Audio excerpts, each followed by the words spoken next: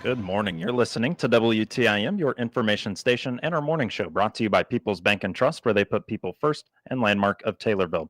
This is the Pana Morning Show with Pana civic, business, and nonprofit leaders coming to you from our Taylorville studios. It's also brought to you by Pana Save-A-Lot, Pizza Man, Noren's Hardware, Bob Riding's Pana, the Nokomis Dairy Queen Pana Bowl, and the Okanee Chop Shop. I'm your host, Grayson Bauman. Joining us in this segment, we've got Erica Matthews, and Erica is the owner of the Autism and Movement Project. Erica, good morning to you. How are you today?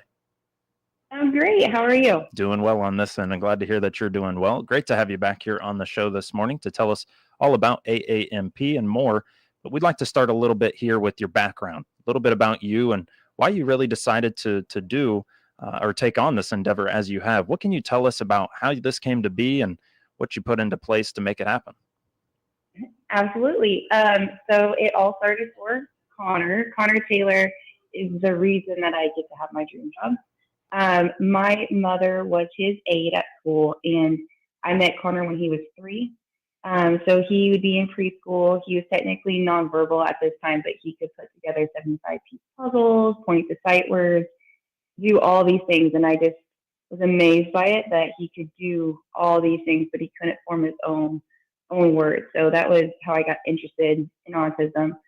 Over the years, we became very close with Amanda and her family, with Connor. And when I was in college, my friend had told me about this program over in Charleston called Dragonflies that taught autism and movement therapy. And so we took Connor over there every Saturday, and we kind of noticed that he was more calm after doing the program. So I looked into it, and Joanne Laura, who's the creator of autism and movement therapy, had made a DVD called Aerobics, which is kind of like a home-based version. And we did that with him, or I did that with him for 2 weeks every day after school. We were both drenched in sweat and on the verge of tears trying to get this done. But I walked into his house and asked him, "Hey, Connor, where's Mom?" And he spoke his very first independent sentence in 8 years. He goes, "She's upstairs."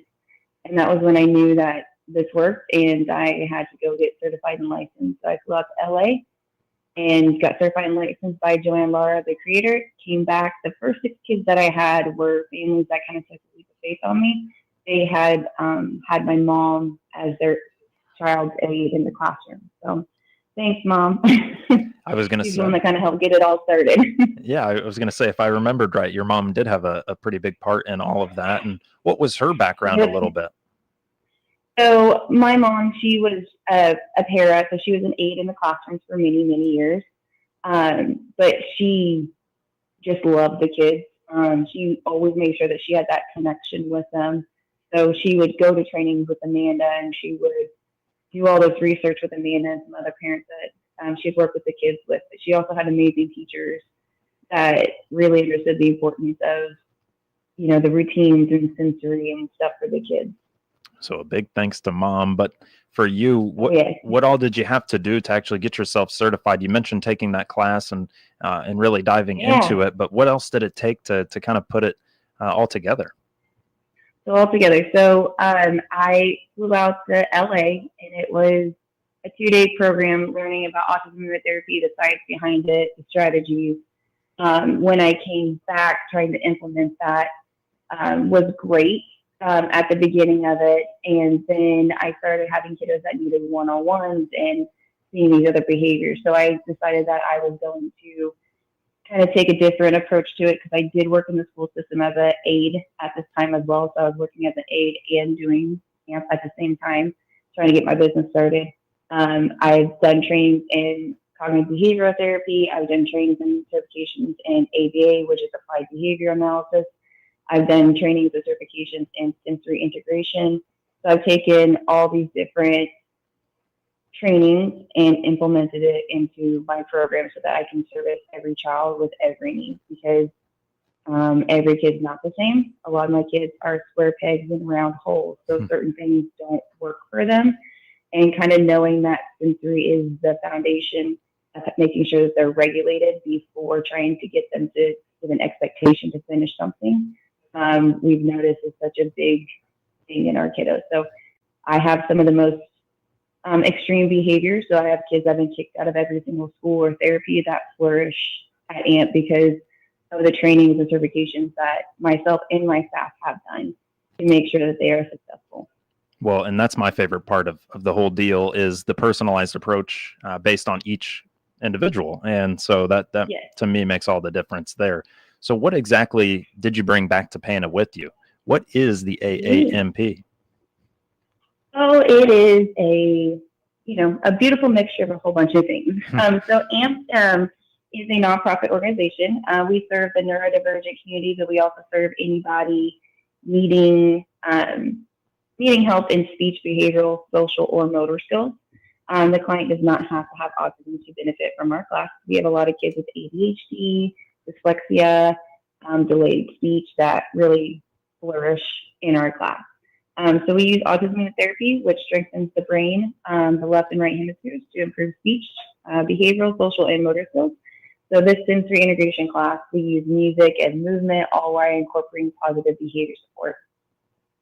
So for the AAMP, obviously there's a lot of moving parts there and programs that go into it. What can you tell us about the programs and then the breakdown kind of on them in terms of the age group, who it best fits and things like that? Because you do a lot of background on it as well to try and figure out what program might best suit those individuals. Can you tell us just a little bit about some of those programs? Yeah, so we always do an evaluation first, and that's solely just to see where their strengths and weaknesses are so that we can create the best plan for them in placement.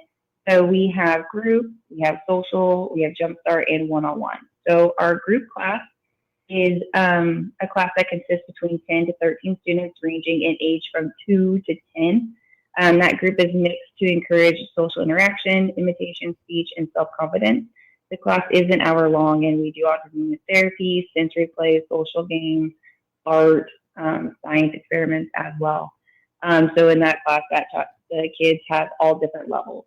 So we can have students that are pulling off full conversations and some that use full AAC devices.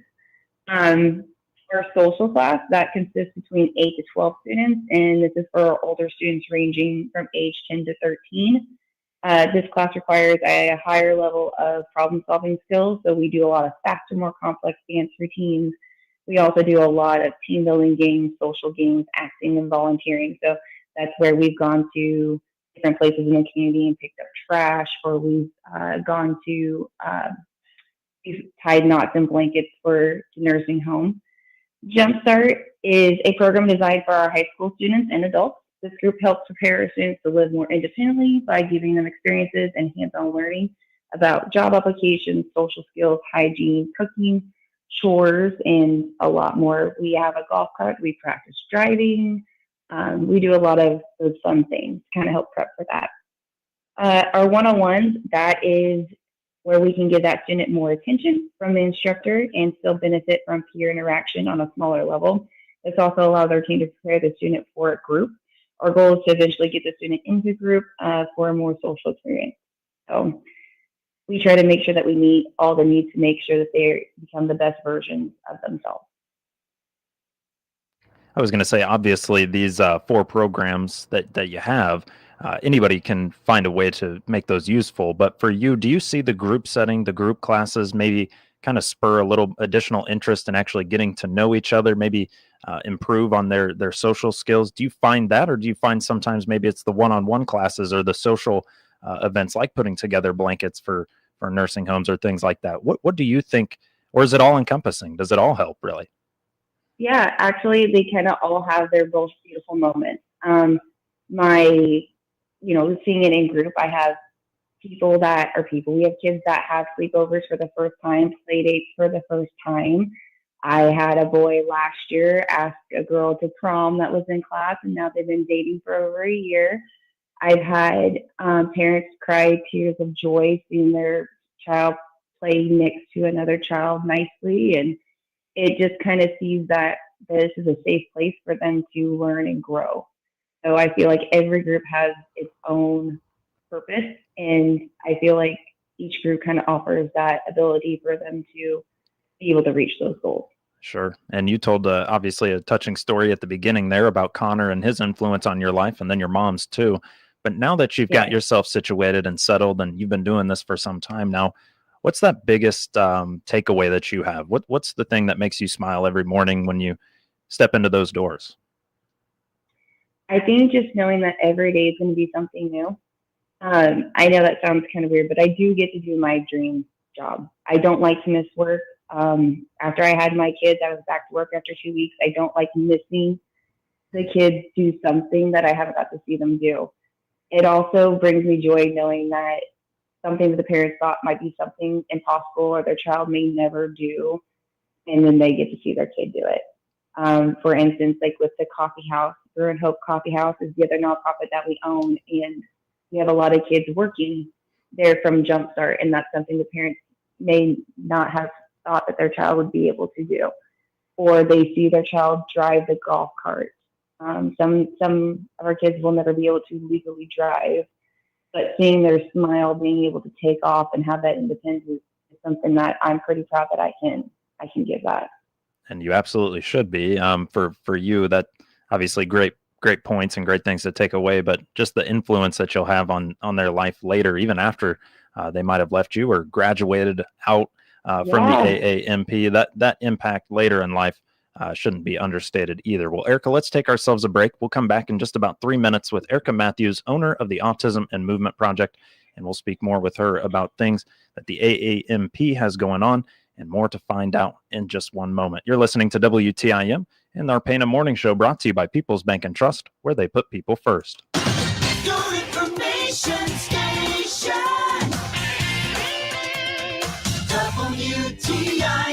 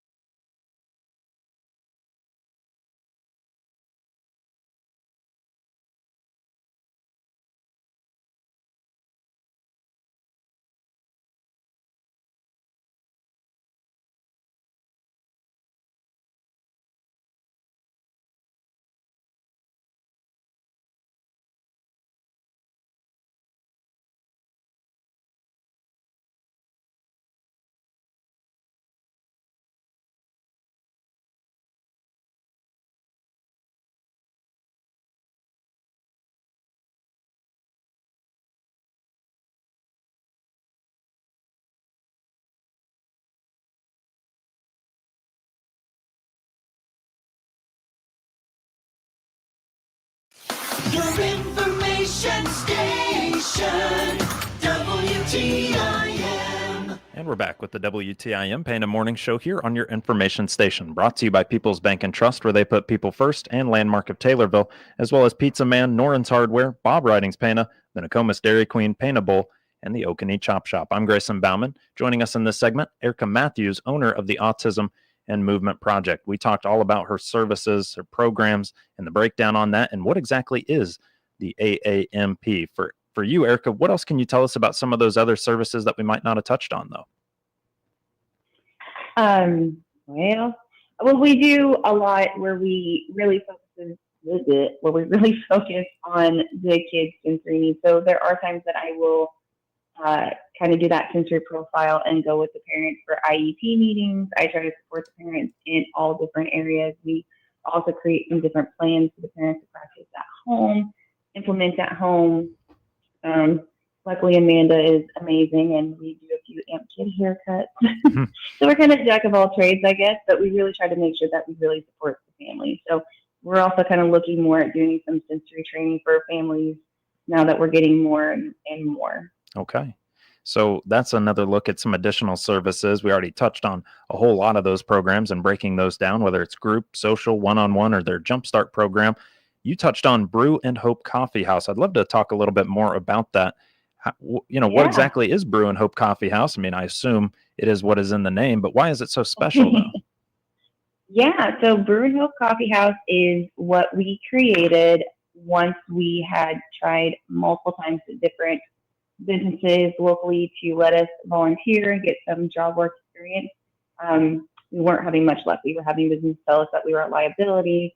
And Mr. Cross, who owned Oak Street Station, which is behind our Ant building, owned a restaurant that he had closed down and said that we could start practicing over there. So we did. We started practicing restaurant skills, cleaning, while Mr. Cross fell in love with our adults. And he convinced me to do a few food fundraisers back then. And I was like, okay, we did it. Well, the kids absolutely loved it. I tried convincing them to, like, let's do it, like a animal shelter. Like, can we do that? No. They wanted to do something with the restaurant. Mr. Cross convinced me to do a coffee house, which I thought he was crazy. But we looked into it. We did it. We opened Brew and Hope Coffee House November 29th, 2019, right before COVID. And the community has supported us amazingly. And so we were able to open during COVID. I've had 7 kids get on payroll at Brew and Hope and then leave us and go get jobs out in the community, which, my job is to lose my job. I'm supposed to, get them to where they can do things without me. So I'm very proud of that. We have a few other kids getting ready to leave us too. But Brew and Hope is a place where we can job train the kids during class at Jumpstart and modify and accommodate anything that they need to be successful. Sure. Your job is to lose your job, you say, huh? Mm-hmm. Yeah. Okay. Well, I like that. It's a weird concept, right? Yeah, it is a strange concept, but it's a noble one at that too. When you think about the fact that you're wanting to kind of again graduate these kids or young adults out and get them ready for the world and their experience there. And another way of doing that is just the events that you have for kids. And with just a little bit of time here, can you tell us just about some of those coming up with about 30 seconds to go? Yeah, so we're getting ready to have our Halloween dance, which is for our kids, but we also hold a lot of different fundraisers throughout the year, and those fundraisers help provide therapy items along with scholarships for families that may not be able to afford our program. Beautiful. Well, thank you, Erica, so much for joining us here on the WTIM Pana Morning Show. Thank you. You got it. Erica Matthews, owner of the Autism and Movement Project. And you can find out more about them by just going to their Facebook page. It's just as easy as that. Again, Erica Matthews, owner of the AAMP, here on WTIM, your information station.